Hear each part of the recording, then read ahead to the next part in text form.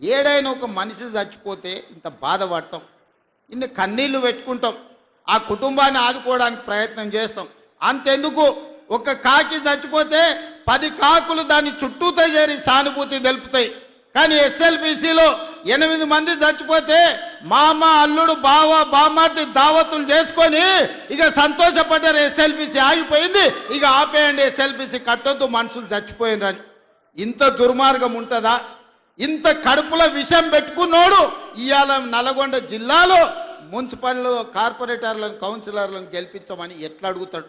నల్గొండ మీద విషం చిమ్ముతున్న బీఆర్ఎస్ వాళ్ళకు, ఎస్ఎల్బిసి కట్టనోనికి, రేషన్ కార్డు ఇవ్వనోడికి, సన్న బియ్యం పంచనోడికి, ఆడబిడ్డలకు ఆర్టీసీలో ఉచిత ప్రయాణం ఇవ్వనోడికి ఇవాళ మిమ్మల్ని ఓటు అడిగే హక్కు ఉందా? మీరు ఒక్కసారి ఆలోచన చెయ్యండి.